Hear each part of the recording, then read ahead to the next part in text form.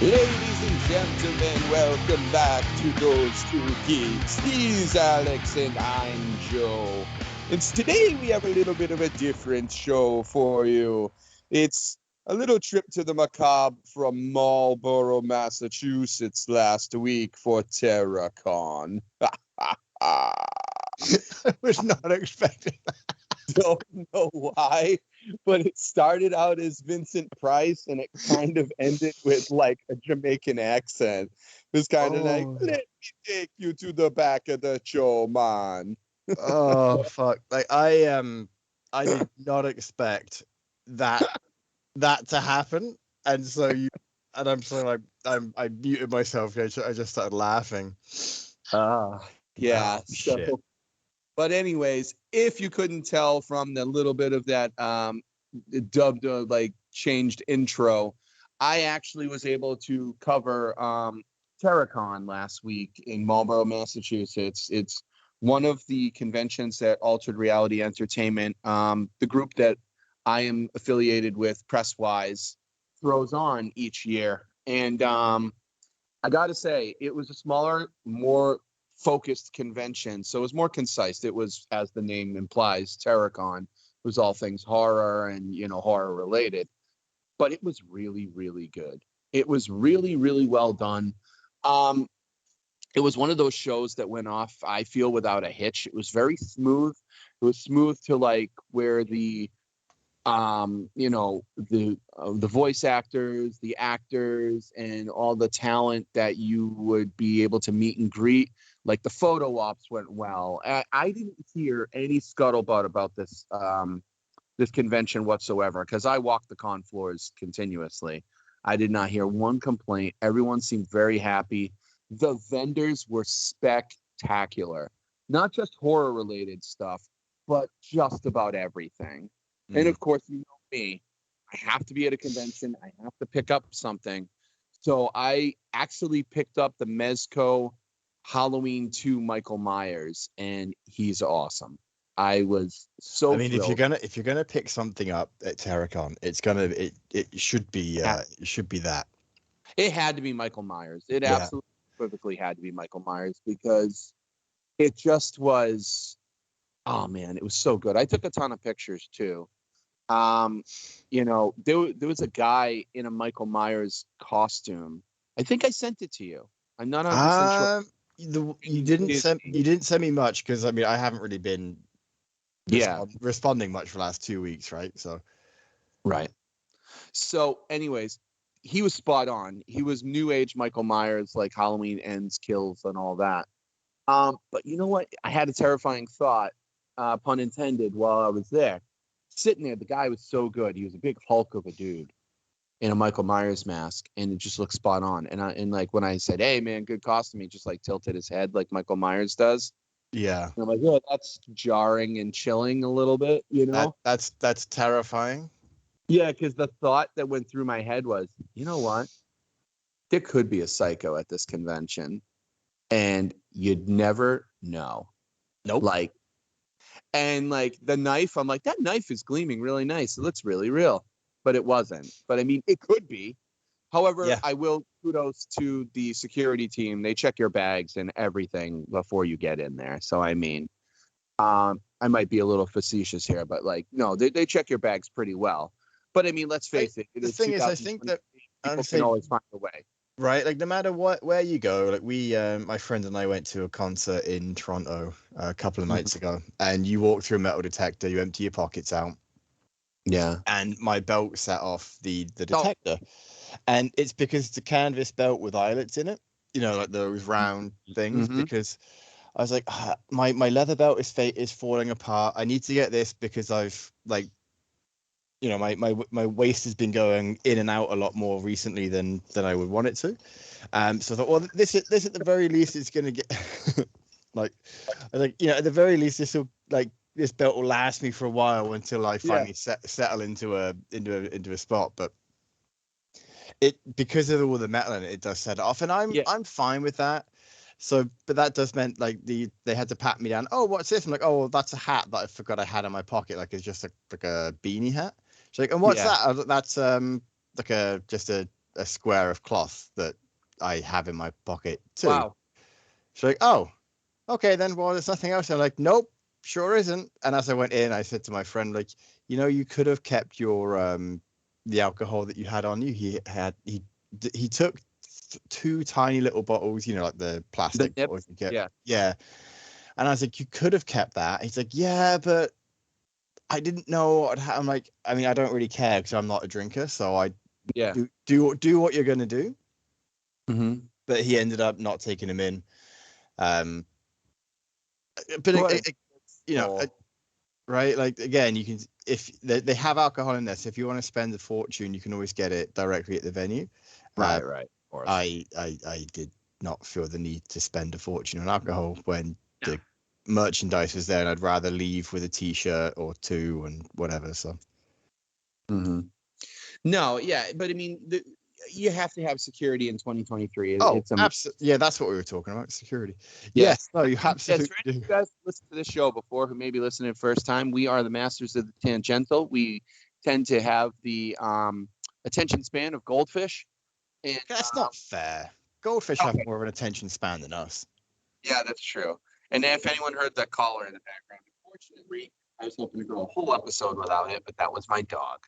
My dog Brady in the background needed to make his presence known yet again. And I am petting him completely right now, because if I don't, he will launch into a symphony of barks. So, but with that being said, we had some amazing stuff there, like really cool guests, but really neat backdrops. There was this cosplayer, Lakota 72. She is phenomenal. She's the one I sent you the video of. She was dressed as the female Yautja from Predator. Right, yeah. She is just wonderful. And she's just one of many cosplayers who are so talented at these conventions, but she seems to be one of the most standouts because they always go above and beyond. It's way over the top. And, they really put it together a good presentation. And so I got nice words with her that I sent to you that, hopefully you'll be able to dress up a little bit. If not, we'll use some subtitles. And, it'll shine through. But yeah, it wasn't a convention where it was like balls to the walls. You're in a line, you're in, lines going to the bathroom, lines going around the corner. It wasn't like that. It was a lot more of a free flow convention, which those are my favorite. I love to be able to just hit the floor, do some laps, and just kind of be like, all right, now what's next? Of course, for me, there's no question. The main event for me was Mandy Rose, the toxic main event, the toxic attraction queen. She was stellar. She's absolutely drop dead gorgeous. There's no question beyond it. The woman is probably, or was, the prettiest woman in all of professional wrestling. I biasly say that. Two, sometimes you look at a person like that and you're like, oh man, they're just gonna be a real pill to deal with. And no, not at all. She was one of the nicest guests I've ever met. And for her being her first time at the convention in this circuit, she's from New York, but also from Florida. It was really well done. She had a good time. She interacted with all her fans. She would not rush you, but also she's just very gracious. I got to chat with her for quite a while. I didn't get an official interview with her because, unfortunately, we were told ahead of the time that don't interview the guests. They're you can speak with them, but don't interview them. And I think that has something to do with the writer's strike, because a lot of these people have something to do with, IPs and properties that are currently in development. Yeah, they can't promote, I think, is what's like, if you're a member of a guild, that they can't promote their work, like either the writers or the actors strike. Exactly. I think that goes back to what Stephen Amell had said, right? Like he said that the strikes make it hard to promote your work. Yeah. But also at the same time, I listen, Stephen Amell, I thank him for saving the city so many times over, but he had some really weird comments about the writer's strike, and that we won't launch into because that will be a whole different thing. We would lose our time. We would. Yeah. So anyway, you how long were you there for? I was there for 2 days. I did Friday and Saturday. I wasn't able to go back Sunday. Okay, But I so it was a 3 day event then. was a 3 day. And, sometimes you have 3 day conventions that aren't warranted. You're just kind of like, are you serious? This was Yeah. warranted. There was enough to go. First of all, the vendors alone, the vendors were so on point. If you liked anything from any of these movie franchises, Freddy, Jason, Michael Myers, Halloween, Mm-hmm. Pinhead, uh, you know, Pumpkinhead, Clive Barker's Hellraiser, anything like that. Scream. You got it there. There was no Yeah. shortage of it. And they had some really amazing, I was gonna say garment makers, but what am I from like 1912? No, they had some really or 1812. They had really amazing like people who were making custom clothes, and they were doing t-shirts, hoodies, and whatever. And so like there was this one booth that was just like doing like funny puns from the movie franchises. Like they had Camp Counselor. That was great. They had Woodsboro for Scream, Woodsboro Call Center. Mm-hmm. That was hilarious. Scream is one of my all-time favorites. It's Halloween and Scream for me. Those are my top two. I Yeah. adore those. Just really well done. Robert Englund was there. He was the main attraction. He was the guy, Freddy Krueger himself, and he commanded a line all weekend. Now, let me tell you, Fridays are usually they're usually a slow day. It's kind of a gearing up for the next day, for the next 2 days. Mm-hmm. It was slow. You could walk the con floor and meet anybody you wanted, but he was jammed from the get-go. And I have never seen so many Freddy Krueger enthusiasts in my life. Like there was so many tattered, ugly sweaters going around this convention on men and women. It was wild. I had a great time. I really enjoyed it. It's definitely one of the better ones that I've ever been to. I just thought it was smooth. It ran well. It was just gelled with everything. Nothing. Vendors weren't really overpriced. You found some good deals. Like I got my Michael Myers for about $20 less than retail, and he was fully, in the package and all that. Yeah, that's pretty good. That's pretty good. Yeah, dude. I mean, you don't usually ever find Mezco at any convention for price or retail. Mm-mm. You never do. I mean, you're always. I think it's always a shame, and this is just a general observation. It's always a shame when you're going to a convention and you're like, oh, I've got money to buy stuff, but you know that there's a convention markup because Yeah. vendors have to. Yeah, they have to make the money back that they've spent to get onto a table. So Right. it's like it sucks when they do increase prices from where they would be typically. Yeah. And like there was a few of that. Like I'm not gonna say it was spotless, but there was a few of that, far less than what I've experienced before. Yeah, But and I mean honestly, I kind of expect it. Whenever you go and say, oh, oh, if I'm looking for this, it's probably going to this is how much I would pay for it. It's probably going to be about this, so I may not pick many things up because it's going to be a higher price yeah. than you want to No, pay. But you definitely do. You definitely run into that, and you definitely know that, like, oh, it's part of the convention experience that, yeah, listen, if you go to Disney World and you pay for something, Fantasia, you're going to pay a gross markup compared to like if you found it at a secondhand store or you oh, found 100%, yeah. like it's the name of the game, You can't fault them for that. However, there is kind of a rule of thumb. For me, it's twice the value is fine.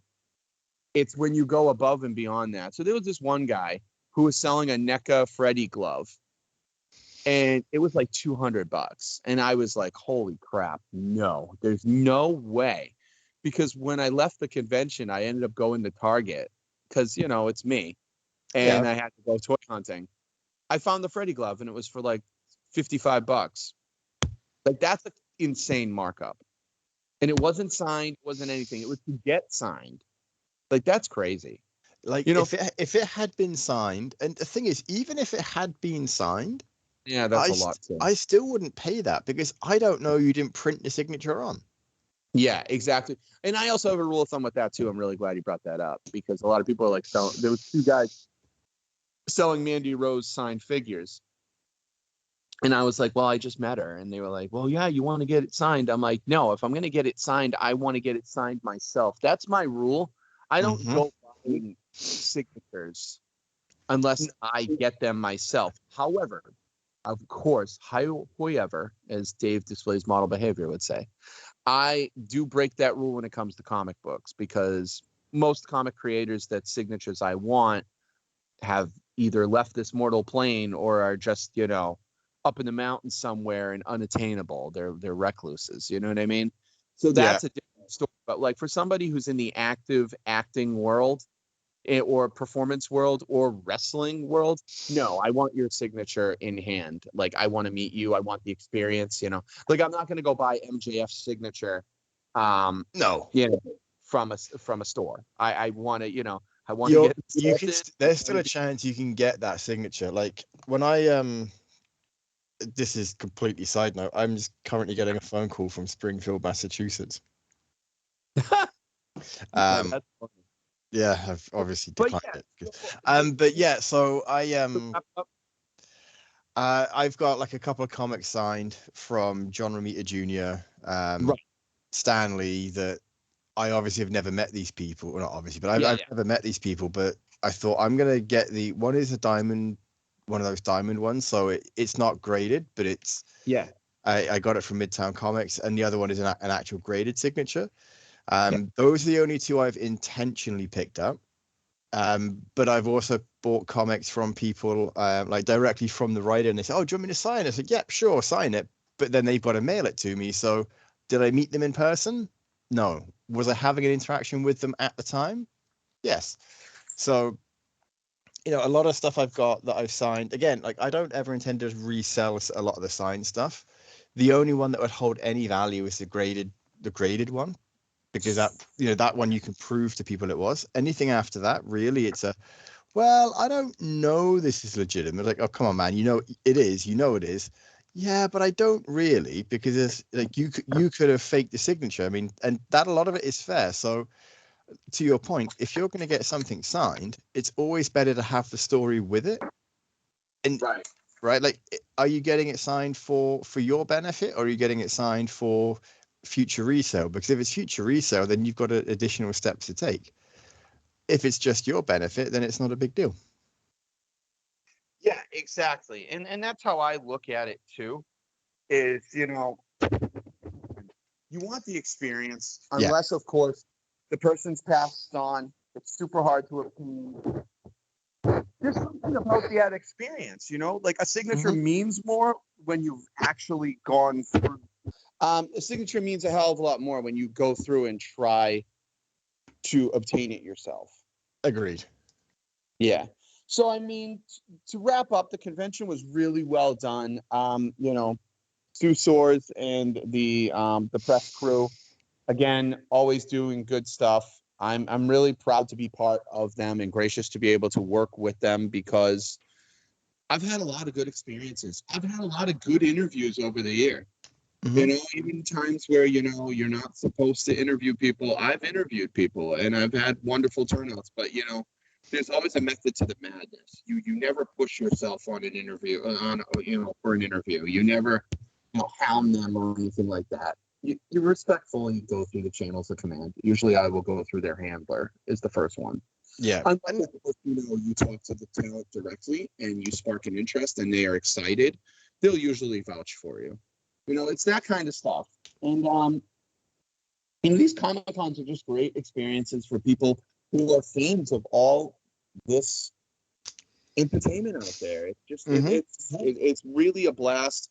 I highly suggest anyone goes. And to cap off, this is kind of a long-winded commercial, but to cap off, Rhode Island Comic-Con is just around the corner, first week of November, and that is what is the WrestleMania of the year for altered reality entertainment. That is the big granddaddy of them, and I can't be more excited for them. The guest list this year is insane. It's too crazy to look at. I suggest anyone listening, go to Rhode-IslandComicCon.com. Check it out now. Check out, your pre-photo ops. Check out who's going to be there. Kind of map out in your brain, like, who you want to see.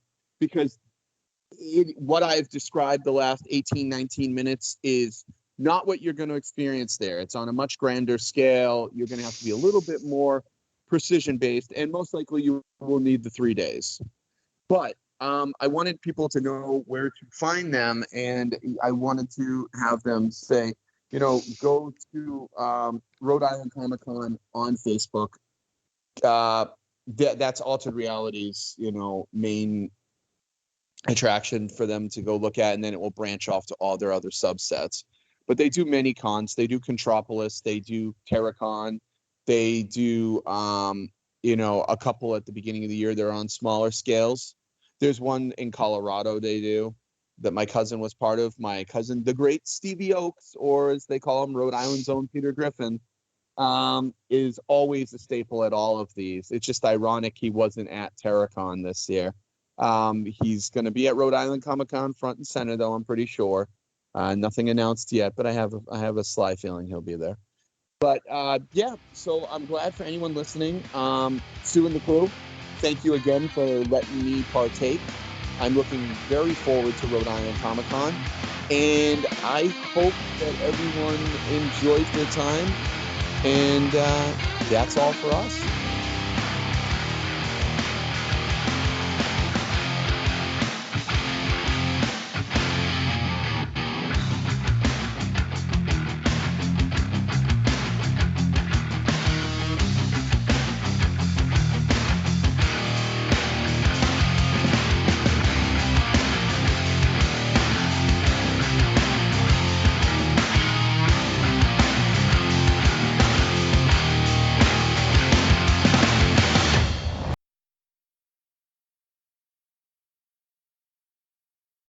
Hey, thanks for watching the previous video from Graphic Policy Television. Just by watching, you help support our site. Thank you so much. Now, if you're watching these videos, you probably care about geeky things like movies, television, comic books, toys, games, video games, you name it. You can go and subscribe right now to our YouTube channel to stay in touch and catch all the new videos, or check out our website at graphicpolicy.com. There's a nice link on this end of the video. But as always, thank you for watching. Keep on rocking and keep it geeky.